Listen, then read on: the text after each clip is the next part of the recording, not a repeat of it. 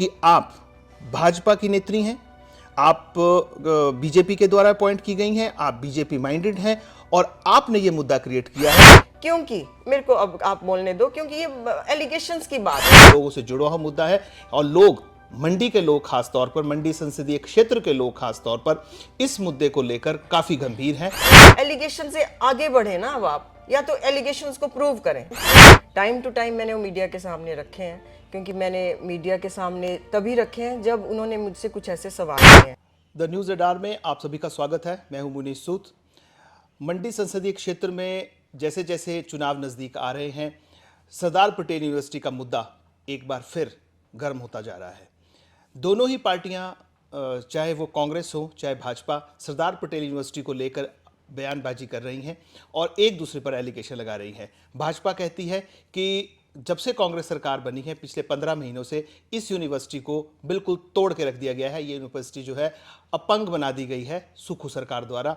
ना यहाँ पर अपॉइंटमेंट्स की गई हैं, इसका जो स्टेटस है वो भी बिल्कुल कम कर दिया गया है, एफिलेटेड कॉलेजेस से हटा दिए गए हैं, टीचर्स को अपॉइंटमेंट या नहीं हो रही है, किसी को सैलरी के इशू है, दुनिया भर के इशूज़ हैं जो सरकार के वो भाजपा एलिगेशन लगा रही है पिछले एक साल से। लेकिन चुनावों में ये मुद्दा ज़्यादा बनता नजर आ रहा है। दूसरी तरफ कांग्रेस का यह कहना है कि इस यूनिवर्सिटी को बिना किसी बजट के प्रावधान से शुरू कर दिया गया है और बहुत कम बजट था। अगर बजट का प्रावधान करते फिर इस यूनिवर्सिटी को खोलते। और भी कई एलिगेशंस जो हैं वो लग रहे हैं और आने वाले दिनों में मैं आपसे बता दूं कि ये मुद्दा, सरदार पटेल यूनिवर्सिटी का मुद्दा, काफ़ी बड़ा मुद्दा बनने जा रहा है।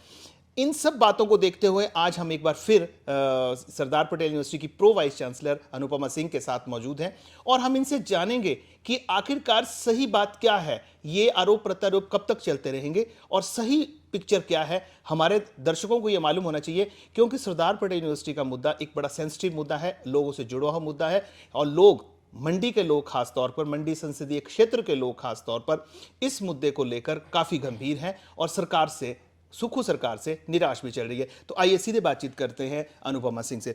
मैडम, स्वागत है आपका द न्यूज रडार में। Thank you.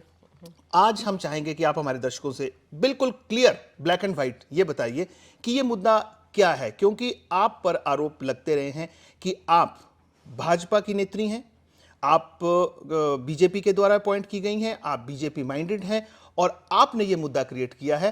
अदरवाइज कोई मुद्दा ऐसा नहीं है इस यूनिवर्सिटी में। मुझे नहीं लगता, ये बिल्कुल निराधार है ये बातें कि मैंने इस मुद्दे को पॉलिटिकल बनाया, बिल्कुल भी नहीं बनाया। मैंने तो जो तथ्य है ना जी, टाइम टू टाइम मैंने वो मीडिया के सामने रखे हैं, क्योंकि मैंने मीडिया के सामने तभी रखे हैं जब उन्होंने मुझसे कुछ ऐसे सवाल किए हैं। अदरवाइज आधिकारिक तौर पे तो हमने जो भी प्रॉब्लम्स हम फेस कर रहे हैं हमने सरकार को बताई हैं, वो हमने अपने सेक्रेटरीज, एजुकेशन सेक्रेटरीज, उन सबको बताई हैं। हमने कभी भी ऑन फर्स्ट जो है इंस्टेंस में हम कभी भी मीडिया में नहीं गए। लेकिन जब वो फिर बातें उठती हैं तो फिर मीडिया वाले हमारे पास आते हैं तो हमें फिर उनको जो एक सच्चाई है उससे दो चार तो करवाना ही पड़ता है और आप जो बोलेंगे हम बिल्कुल स्पष्ट तौर पे उसका जवाब देंगे। नहीं, देखिए, आप पहले ये बात क्लियर कीजिए। जो बात सारे लोग बोलते हैं वो कहते हैं जी ये जो मैडम है अनुपमा सिंह, जो प्रो वाइस चांसलर अपॉइंट की गई हैं, ये भाजपा ने अपॉइंट की हैं, बीजेपी माइंडेड हैं और यहाँ कोई मुद्दा है नहीं, इन्होंने मुद्दे क्रिएट किए हैं। आप ये कैसे कह सकते हैं? मुझे नहीं पता, ये जो कोई भी कह रहा है ये कैसे कह सकते हैं कि मैंने मुद्दे क्रिएट करे हैं। देखिए, जो प्रॉब्लम्स हम डेली बेसिस पे फेस कर रहे हैं, जो कि है एक हमारे जो स्टाफ को लेकर है, स्टाफ की कमी को लेकर है, हम आए दिन जूझ रहे हैं। उसके कारण हम बहुत से फ्रंट पे पीछे चले जाते हैं, चाहे एग्ज़ाम से रिलेटेड मुद्दा हो, चाहे इवेल्युएशन से रिलेटेड मुद्दा हो, चाहे डिक्लेरेशन ऑफ रिजल्ट से रिलेटेड मुद्दा हो, और भी हमारी एडमिनिस्ट्रेटिव इतने काम है ना, वो हम मतलब उनको up to the mark time पे नहीं कर पा रहे हैं। इसलिए कि हम बहुत कोशिश करते हैं कि हम किसी तरह से एडजस्ट करें with in the given number of employees में, लेकिन वो नहीं हो पा रहे हैं। टाइम टू टाइम हमने सरकार को लिखा है कि हमने जो अपॉइंटमेंट्स कर चुके हैं, जो टेस्ट हम कर चुके हैं, पहले भी आपको मैंने बताया था, NSEIT के द्वारा हमने टेस्ट किए थे क्लर्क्स के लिए, क्लरिकल लेवल के, उसका रिजल्ट तैयार पड़ा हुआ है जी। आप मुझे बताइए क्या कारण है कि हम वो रिजल्ट डिक्लेयर नहीं कर पा रहे हैं। अक्टूबर 22 में वो एग्ज़ाम हो गया, आज अक्टूबर 24 मतलब 1.5 साल से ऊपर हो गया इस चीज़ को, बल्कि ज़्यादा ही हो गया होगा, लेकिन वो क्यों नहीं रिजल्ट डिक्लेयर कर रहे हैं मुझे नहीं पता है। सारे रिजल्ट डिक्लेयर हो गए हैं और वो अभी तक विदहेल्ड ही हैं। अभी जब हम कभी भी कहते हैं कि हमको प्लीज़ परमिशन दें, वो डिक्लेयर करने की नहीं देते हैं। सेकेंड पे हमारे पास 10 लोग थे करीबन, वो वापस बुला लिए, उनको वापस नहीं भेजा गया है, तो हम 10 लोगों के और भी शॉर्ट चल रहे हैं। उसके बाद है जी कि हमारी टीचर्स 47 जो हैं वो कमी है उनकी। बहुत से डिपार्टमेंट्स ऐसे हैं जिनको हमने गेस्ट फैकल्टी पे ही चलाया हुआ है, उनको भर्ती करने की प्रक्रिया को हामी नहीं दी जा रही है, जबकि at the same time HP university में सारी तरह की भर्ती प्रक्रिया चल रही है। तो मैं ऐसा मानती हूँ कि ये सरदार पटेल यूनिवर्सिटी के साथ बिरली एक ऐसी यूनिवर्सिटी होगी कि जिसके साथ इस तरह का भेदभाव किया जा रहा है। क्योंकि मेरे को अब आप बोलने दो, क्योंकि ये एलिगेशंस की बात है, एलिगेशन से आगे बढ़े ना, अब आप या तो एलिगेशंस को प्रूव करें। नहीं, अब देखो, कल मेरी विक्रमादित्य के साथ बात हो रही थी, उनका हमने एक साक्षात्कार किया। वो बोलते हैं जी यूनिवर्सिटी 10 करोड़ से आपने स्टार्ट कर दी, वो एलिगेशन उनका जयराम पर था। तो ये कोई यूनिवर्सिटी चलाने के लिए 400-500 करोड़ की आवश्यकता होती है, लेकिन वे इसी तरह से शुरू कर दी। जैसे कि आपको पता है कि ये पहले क्लस्टर यूनिवर्सिटी थी, उसके लिए 55 करोड़ बजट था और उसके अधीनतम 5-6 बिल्डिंग्स बनी हुई हैं जी, जिसमें से 2 ही बिल्डिंग्स हैं जो फंक्शनल हैं, जो मंडी में है। हमारे पास बादशाह पद्दर और सुंदरनगर में भी बिल्डिंग्स हैं।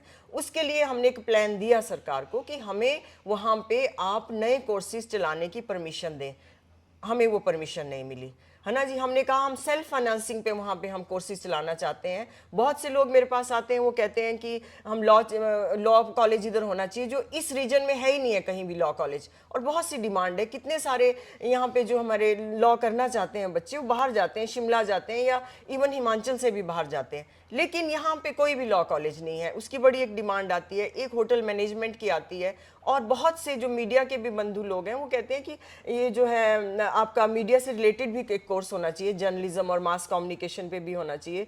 तो वो भी हम एक खोलना चाह रहे थे। हम चाह रहे थे कि हमारा थोड़ा सा गवर्नमेंट अगर साथ दे तो ये यूनिवर्सिटी कहाँ की कहाँ पहुँच सकती है। गवर्नमेंट ने साथ दे दिया ना आपको, या आपका स्टेटस ही तो नीचे गिरा दिया। ये गवर्नमेंट क्यों इतनी बेरुखी है सुखू सरकार की? ऐसा क्या आपने कर दिया कि आपको? सबसे पहले तो मैडम इस बात का ही जवाब दे दो कि एफिलिएटेड कॉलेजेस जो थे वो आपसे वापस क्यों ले लिए गए?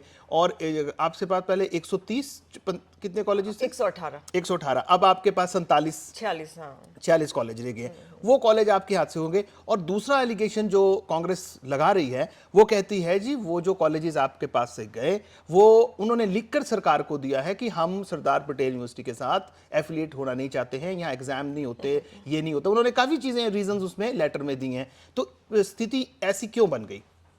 मुझे नहीं लगता ऐसी कोई बात होती तो हमको भी उस चीज़ का पता होना था। ये मेहर एलिगेशंस पे आप हमारे साथ तो दुर्व्यवहार नहीं ना कर सकते। आप एक भी एलिगेशन प्रूव करके दिखाइए।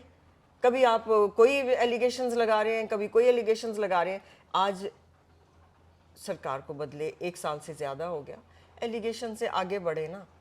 ये जो यूनिवर्सिटी है ना जी, इसको मैं बोलती हूँ पॉलिटिकल बैटलफील्ड ना बनाएं, या किसी भी तरह का बैटलफील्ड ना बनाएं इसको।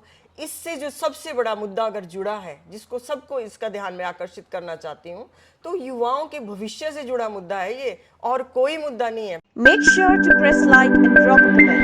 Please don't forget to subscribe to the News Radar.